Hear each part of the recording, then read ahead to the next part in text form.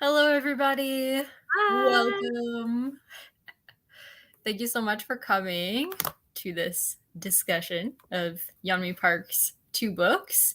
And today I have Joanna with me.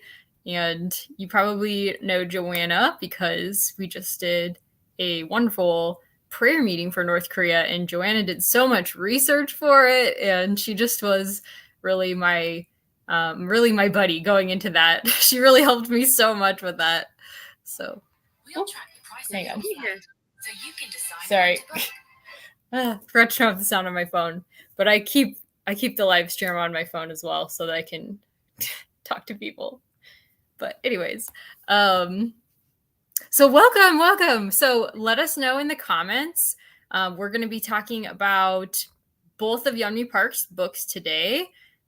Let us know if you've read either of them or if you've seen interviews with Yeonmi Park. Let us know your experiences with Yeonmi Park and other North Korean defectors as well, where we can talk about anything that you guys want to. We could talk about any defectors, but we're specifically going to be talking about Yeonmi Park's books because we've both read them.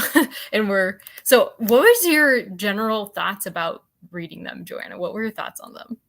So the first one was definitely caught my attention more. Mm-hmm. I found her story very moving. Her being willing to open up about all that she went through, like that kind of the traumatic experiences that she wrote about. It was pretty shocking, and that she still came out of it with such an upbeat attitude. I think you see it in both the first book and the second book, and maybe she emphasizes a little more in the second one about her gratitude for the fact that she was still alive and that she wanted to make good use of the fact that she was alive and help other people. Um, and so, yeah, it was a very powerful story. Her second book, it didn't resonate with me in the same way, but I Mm-hmm. felt like she had a lot of important things to say. Mm-hmm. Um, and so I was glad that I had read it, but it didn't have the same emotional impact that the first one did. Okay, How yeah. What did you say? Sorry. about you? Oh, kind of similar. I felt like her first book was a book that you could just hand to anybody and they would just be moved by her story, by her honesty. She talks about how her mindset was like coming out of North Korea. She was not willing, or coming out of China rather, after escaping North Korea. She was not willing to share all of her experiences at first, but she was on interviews and stuff because she was trying to connect with her family. She was trying to find her sister. And so she would go on these TV shows and be interviewed, and she would be saying things mostly to protect herself and mostly just to get her name out there. Um, but in this book, she comes out and says, I actually wasn't telling the whole story, about how, because she was afraid she would be judged for being a survivor of human trafficking in China and stuff like that. So I just felt like, yeah, her first book was like the universal book that you could hand to anybody and they would be really gripped. Whereas the second book, I thought it was really, really excellent. I think she did an amazing job with it. But yeah, it was a very different sort of story. It was like Mhm. her life in America and her thoughts about America versus her life in North Korea and China and then South Korea Yeah. and her thoughts on those, which I think is a lot of the time why people are going to her is to I guess learn about what she experienced and what people are experiencing in North Korea because it's kind of hard to get information about that. Mhm. Yeah. But hearing her thoughts as an immigrant in America at like Columbia and stuff, that was also really fascinating. So I thought they were Yeah. both well worth reading. So Yeah. those are my general thoughts. Her descriptions of people who are totally taking for granted and trying to destroy what essentially made for the freedoms in America there, um, was pretty wild. Yes, yes. Okay, yeah, we're gonna have to discuss. Yeah, we're gonna have to discuss that. So, before we jump into more directly about the book, um, do you have you like watched any interviews or read any books or anything about other North Korean defector stories? I've not read any other books about defectors. In my research for our prayer meeting, I read some articles that quoted other defectors. And Mhm. some of the things were similar in terms of the harshness, especially I read some defector stories, people who had been in prison, or even actually prison guards um, Mhm. who had defected, and some of the atrocities that were seen there. And some of those things did line up. Um, so yeah, the you had another question that was more on like how do they line up with some other stories, and I have some things to Yeah, say on that. But if you wanted to talk about what other, because I know we you've read could. another defectors book, the seven names. Was it, is that the title? Yeah. Yep, by Hyunso Lee, which was also an amazing book. Um, yeah, so uh was this the question you were talking about? Yes, yes. Yeah. So I think it's important, I guess, to hear multiple perspectives because Hyunso Lee's perspective, a lot of the things that she said about North Korea, like as a whole, were similar to what Yami Park says. But because she came from a moneyed background, whereas Yami Park did not, most of the people that I have read, I've read like several and watched several North Korean defector stories by now. And most of the ones that I have uh, read or watched have been people who had money or who were in a position of privilege, and so they were able to escape. But Yami Park did not come from a position of privilege. Her family was basically trying to escape because they were starving and they could smell food across the river from China and they could see lights and they were like, we don't have electricity here. So that's and she, but I know that there are other stories like hers out there. But I think a lot of like the main things that Yami Park is saying square very accurately with what other defectors have said, from what I can tell. And like you said, you were talking about you can just do a little bit of research and you can see that yeah, this is the general opinion of life in North Korea. Like CNN is reporting that they are reaching famine level conditions and stuff like that. So there's there's definitely reportage out there to confirm the things that she's saying, like um on a like a general basis. So yeah, that was the thing, like the general basis. And Mhm. so before I read your question with this, I had not really looked into this at all.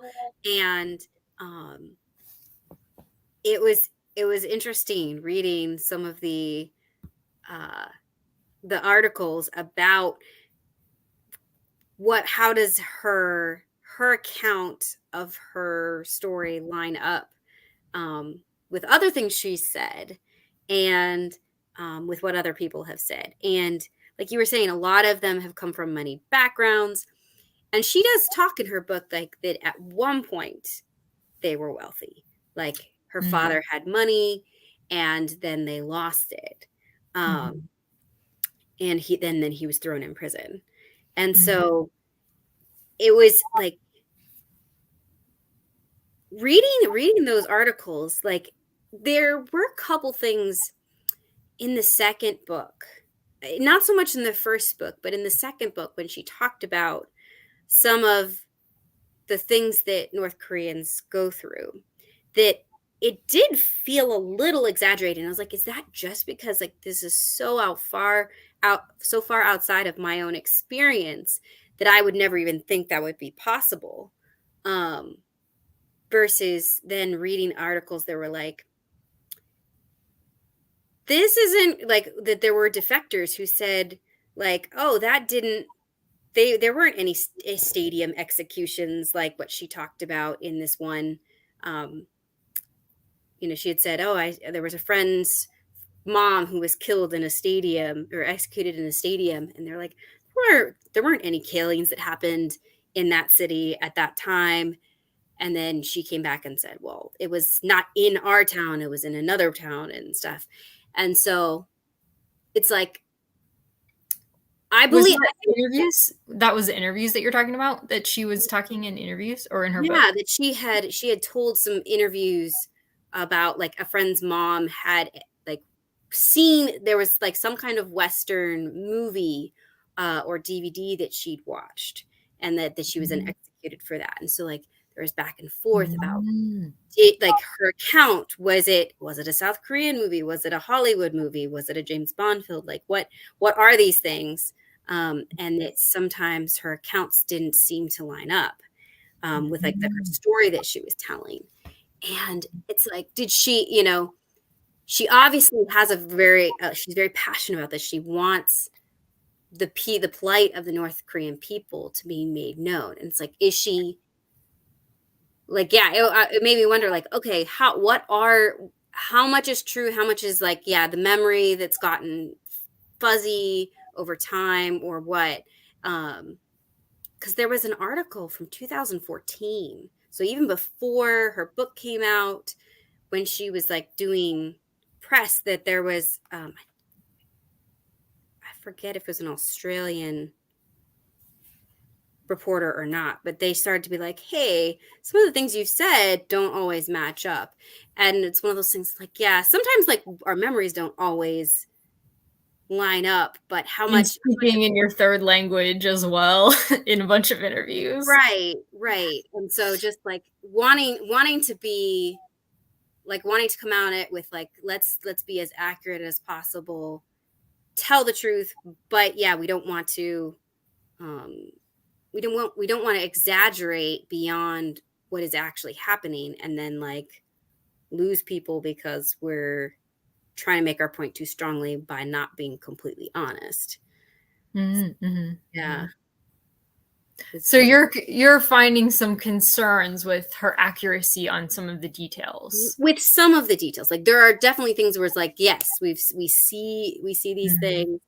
Um so I'm not completely saying I'm not, but I just like I want to research it more. I was like I didn't end up once I started getting into it. I was like, I don't know if I have enough time to like completely form Yeah. my opinion because I didn't realize she had so many critics on things before we started this.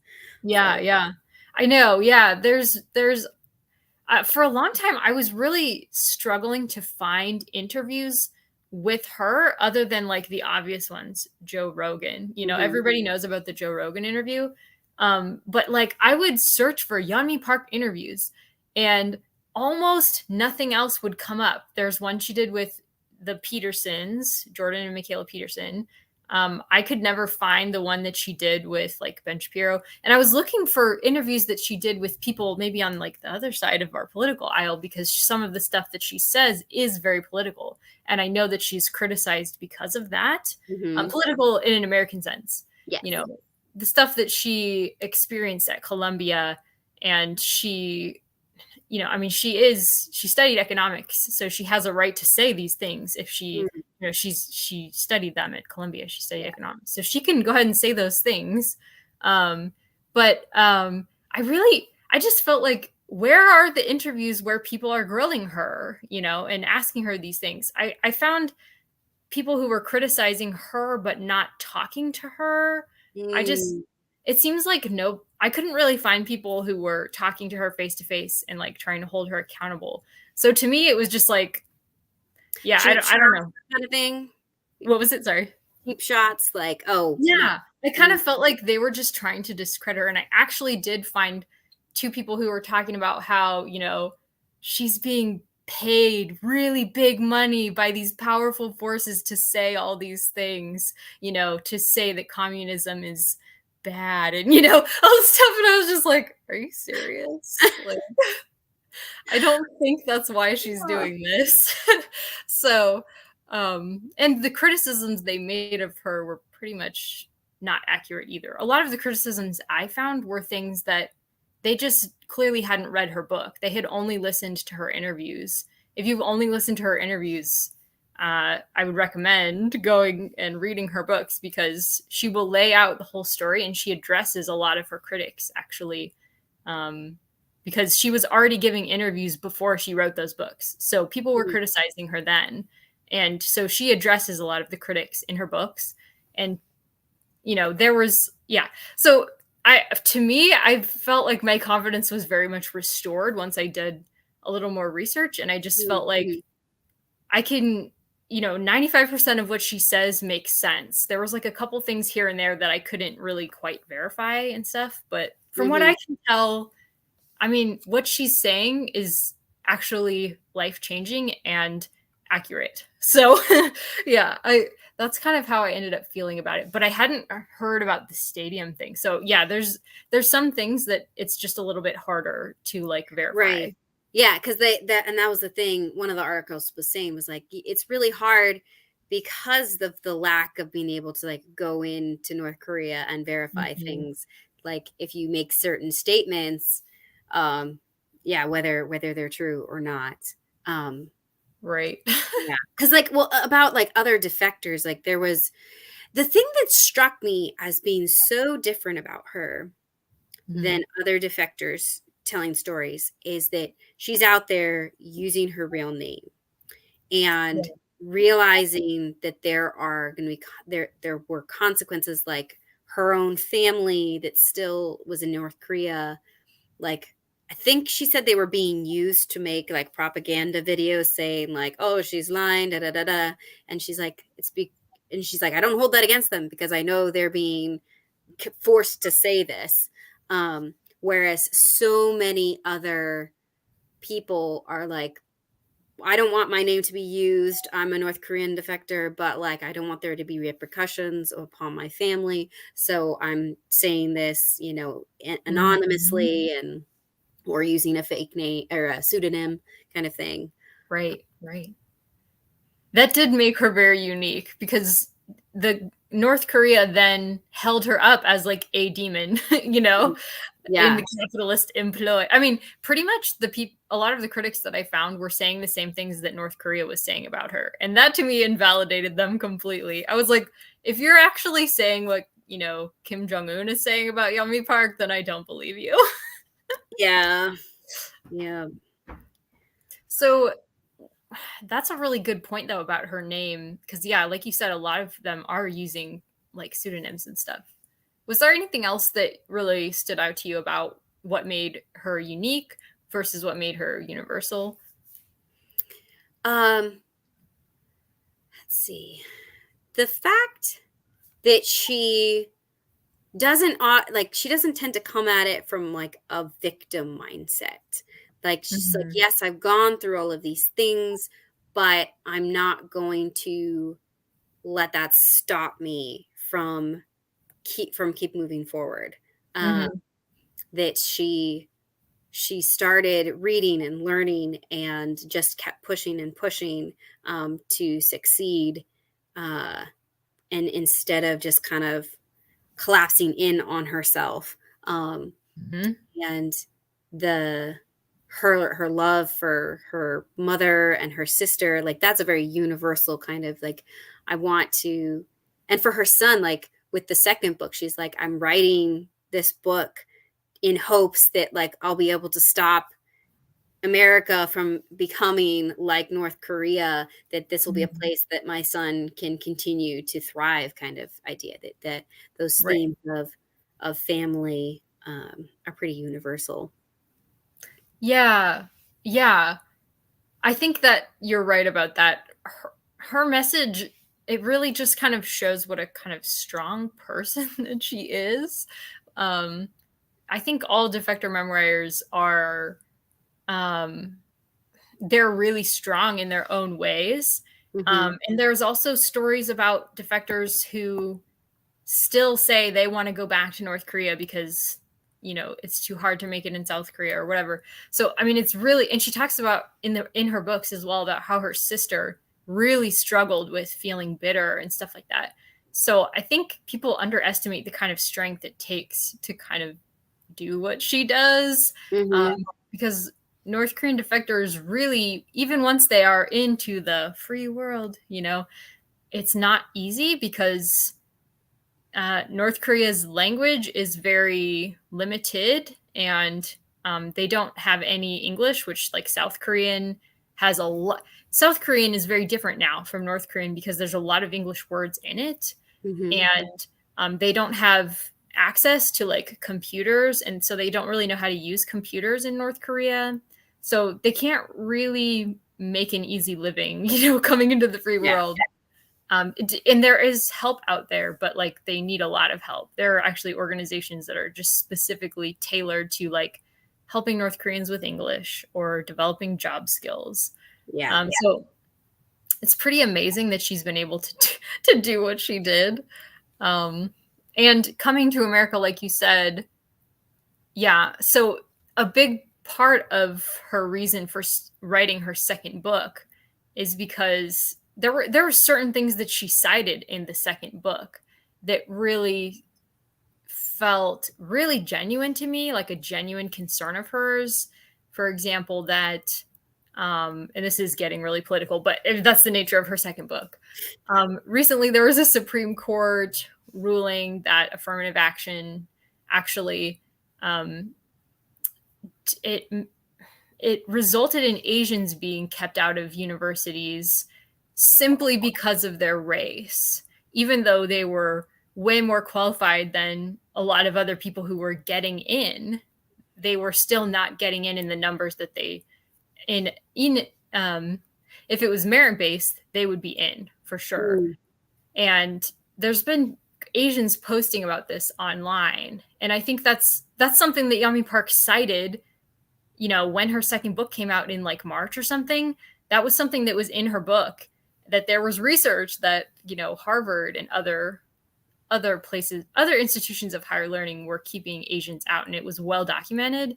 And then the Supreme Court just ruled that that is the case. So, Mm. yeah, I just feel like again and again, my thoughts on her validity, they just keep getting confirmed. So I thought that it was really powerful the way she cited things that could actually be checked out. Mm-hmm. So yeah. Um what parts of her message seemed the most important to you? The fact that she said, here, let me look at my notes of what I had for this question. About being thankful for the freedoms that we do have and not being complacent about them. Um, and to that we need to use the power and the freedoms that we do have. Like, so in her second book, she really criticized people who, because of their concerns of money coming from China, they didn't want to jeopardize their income from China. She mentioned various individuals and companies that is like, oh, we're not going to take a stand on this. We're not going to call the Chinese government out on their treatment of North Korean refugees because that's going to jeopardize our income from China. And it made me realize it's like, I don't have the money and the power, the influence that those people might have in terms of like political power. But it made me think of in Acts when Peter goes to the temple and he meets the lame man, and he says, I don't have silver or gold, but what I do have, I will give to you. And that was healing through the name of Jesus. And for me, it's like the power that I have is I can, lift these people up in prayer to the King of the universe. And it's like that's the power that I have is, and so I need to be exercising that power in prayer. Mhm. And like through this means like we're getting word out there about some of this stuff, through our freedom that we have in the on the internet. Um, so yeah, just like, complacency is definitely, she quotes Ronald Reagan near the very end of the book, about Mhm. how fragile freedom is, and that every generation has to fight to retain their Mhm. freedom, um, and that it's very easy to lose, and that was pretty powerful. Yeah, yeah. Mm. You've mentioned so many of my favorite things about her books. The thankfulness and I guess watchfulness over that, Mm. not getting complacent. Um, yeah, and what you mentioned her speaking about China, that was a really big part of her message for me as well. Um, sharing her experience in China because she could not just go to law enforcement and say, "Listen, I'm a refugee seeking political sanctuary from North Korea. Help." And because she and so many other North Korean women, especially, can't do that, they end up getting put into sexual slavery in China. They can't just go to the cops to get help. And so then they're just used and raped and don't necessarily make it out of that. So I think that was one of her most powerful points to me as well was we need to hold China accountable for how they are treating North Korean people who are seeking sanctuary from North Korea because literally people are fleeing because they're starving. you know, it's like they're not like political at all. They're just trying to survive. And so we need to be recognizing that. And it's a human rights abuse to send them back to North Korea if you know, that's what China's policy is to just send them back to North Korea if you find a North Korean defector. And this isn't something that she talked about as much. This is something more that Hyunsoo Lee talked about. But the difficulties that North Koreans face in South Korea are staggering because the South Korean economy is pretty brutal. It's hard to keep up even for South Koreans who are highly educated and stuff like that. So, um, yeah, I'm really glad that Yeonmi made it here to America. And I hope that we can also um, allow more North Koreans to come here and find more of a life, you know. So that's kind of where it left me feeling. Mhm. So you can see the questions. Was there any of the other questions that you wanted to talk more about? Because I feel like we covered it all pretty fast. Let's see. I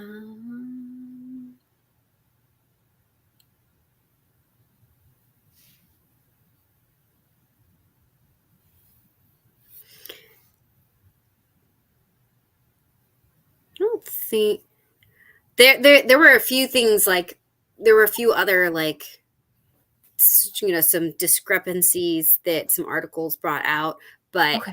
I didn't I don't need to want to go into that too much right now. I might send that to you, the links of those ones to you later, and we can discuss those um, Okay. Yeah. Yeah. a little bit I and I see what. will also be linking lots of articles, other research and things in the description down below. So I can link those articles as well if you're interested. Mhm. Just so that people can, if they're worried about the validity of what she's saying, you can do a little bit of research as well. And draw your own conclusions. And that was one Mhm. of the things when she talked about how when she started to work for her, like, when she was in North Korea and started engaging in black market trade, that she's like, when Mhm. you start trading for yourself, you start thinking for yourself, and that the importance of forming your own conclusions about things. Mhm. And so it's like we want to be like exercising that freedom here too. Yeah. It's like I think she would like that. She's all for that. yeah, Yeah. yeah, because like one of the things, um I think it was a Washington Post article that I read, said that um, she tends to that there was a concern that she would match what she was saying. She would like, she's really good at reading the situation that she's in and then saying what people in that situation want to hear. And I thought that was really interesting. It's like, you know, when you've had to survive, like the kind of situations that she has been in, it's like that's a skill that you have to sometimes use, Mhm, is mhm. to read the room and try to survive in the situation you're in. And so I don't necessarily see that as a, you know, that article was saying that in a negative way. Um, Mhm, mhm. of like, oh, you know, before when she was on the before she wrote books, when she was on like a humanitarian kind of speaking tours, that, you know, she was speaking to frequently liberal audiences, Mhm. and that now with her book, she's catering more towards conservative audiences. Yeah, yeah. That they're like, oh, well, she's just like trying to play whatever audience that she's Ooh, talking to. yeah, I feel like Um, that's which so it's like I was like that, you know, it's like you want to be really careful. It's like, you know, but sometimes it's like you just change your views on things. yeah. And you know, yeah, she's been here in this country. She's seen lots of things. She's learned about what people believe, and she's seen the other side of it. And so, Yeah, so okay, that's really I feel like that's, a really, I'm trying ungenerous way of looking at her, mm. from the Washington Post, thank you very much. I think I have to check. There was a couple. There was two different ones. I'm not 100% sure it was the Washington Post, but okay, yeah, my no, but yeah, regardless, she addresses this in her second book as well. That when she came to America, she believed everything she saw in the news because she was listening to it all to improve her English. And mm. after she did all of these speaking tours, and people didn't actually end up helping her, like in North Koreans, they didn't end up actually helping with North Korea at all. That's Oh, when she started kind of changing her opinion mm. about, especially just the people in power, powerful people. She was not impressed with Oh how yeah, the with her, with Hillary Clinton, that one yeah, especially stood out. I was like, and that that conference that she went to in California, yeah. that just that with all these rich, powerful Hollywood people, and they just sat there and And they did, weren't all liberals. She was yeah. like, it was powerful people of every persuasion because they had interests in China. They didn't want to support her message or, you know, call for China to be held accountable, which is what she really wanted. She's like, there's all these North Korean women in sexual slavery in China. What I want is for you to make everybody aware of that and hold China accountable. And nobody wanted to do that. Liberal, conservative, powerful people in Mhm. general Yeah, just they stopped listening because it was too risky for their investments. So yeah, she did have a bit of a change of heart, I think. yeah, yeah. The I trying to feel think like of. she really oh go ahead, sorry. No, go ahead. I there was like a thought, and I was like, couldn't quite grasp it. So Oh, I'm go ahead. sorry. No, it's fine. Yeah. I feel like the things that she's saying now are, I guess you would qualify them as conservative, but she got there by thinking everything out herself. She Mm. wasn't raised in this country, liberal or conservative. She literally was thrown in with no knowledge at all of American politics. She didn't know anything about America until she was like, I don't know, in her late teen years would be my guess. Once she got to South Korea, that's probably when she Well, started. anything true. So, Anything true? Yes. Yeah. there was one of the quotes that she said in the second book, that there were depictions of Americans with scales and horns. Yeah. Like, Yeah. It's pretty it wild. was like, Oh, and part of me is like, were those supposed to be serious depictions, or were those kind of like caricatures? Um, yeah. yeah, I don't know which it was supposed to be, but. And how there was only the term for Americans was American bastards. Yeah. Yeah. Speaking of language, one of the criticisms that I did see of her was that she said there was no word for love in North Korea, Yeah. which obviously in South Korean, 사랑해, that's I love you. So there is a word in Korean for it. Um, but another part of me is thinking it's really well known that in really controlling atmospheres, people will try to change your language. I mean, it happens here in America where words that we've used in the past, we no longer use. Nobody Mhm. uses that word anymore. I don't want to say examples because a lot of them tend to be things that we consider um, really offensive now, Mhm. and I could see, I know that that also does happen. That happened in other like Soviet era states as well. So I know that that is a thing that can happen. But I thought it was interesting that Yeah, we I sort of, remember reading that too, that, like, a professor, like, there was some professor in South Korea that was like, "Of course they have words for love." Um, mm, mhm, but there's a different, yeah, like you said, having the word exist versus actually using it, um, mhm, and truly understanding what a yeah, healthy relationship would look like. yeah. Um, so, yeah. And it's also hard because her experience is her unique experience, and it's going to be different even from other North Korean defectors. So some of them may have like you hear of people coming out of North Korea. I'm reading this book called Nothing to Envy by Barbara Demick, which covers like I think like 5 or 6 different North Korean stories. One of them was a school teacher of 25 with a boyfriend of like 10 years who did not know where babies came from. And then you hear of like single mothers coming out of North Korea. You Mhm, hear some mhm, people say nobody has premarital sex in North Korea, and yet we have single mothers coming out of North Korea. So you know that people will have different experiences. It's just maybe not as open. mhm. Yeah. And so yeah, I think that mainly covers. Oh, we have a comment. Hang on. Hello, hi. Thanks for coming. Yes, okay. It disturbs me that this issue is being shoved into a political party. It's a serious issue that needs to be stopped. Yeah, I agree. It's really not a liberal or conservative issue. It's a humanitarian concern. And I think that's the most important thing. That I think Yeonmi Park also agrees with that. Yeah. That she yeah, she, because she initially was trying to go to different people, and, Mm, yeah, it's just she has, because political stuff often becomes so off about money, yeah. that's the problem.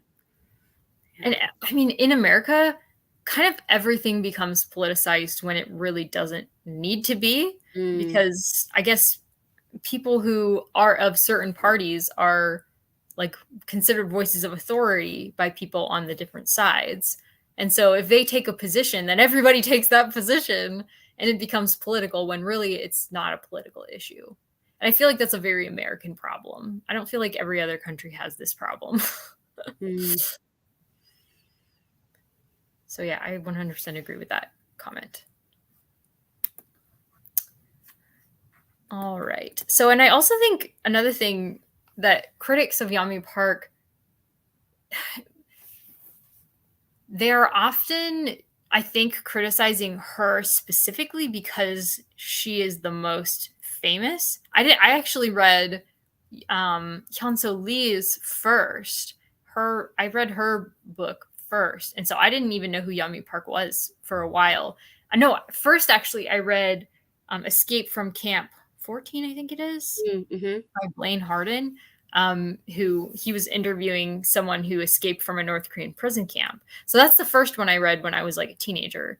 And then I read Hyunso Lee's, and then I read Yami Park's. And I think Yami Park really stood out to me because I mean, they all have their own story to tell. So they are all super unique.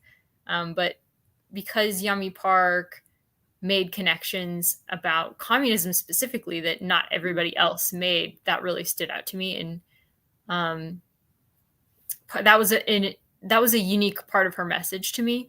But I feel like she gets criticized partly because of that, partly because she is so outspoken about China, and partly just because everybody seems to know her the best. So I feel like that's maybe why she draws a lot of criticism. Mm-hmm. Yeah. And because she does have power, like her voice is powerful. Mm-hmm. Yeah.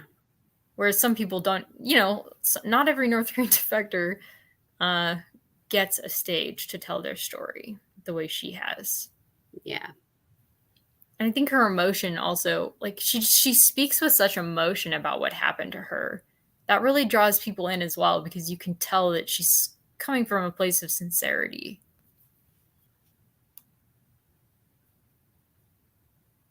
Or that's my thoughts, anyways. Do you have any other thoughts you want to say before we wrap up? Um, the I don't thought there were. Let me check one note real quick and see if there was. Yeah, sure. And if anybody in the comments has any thoughts, we would love to hear from you.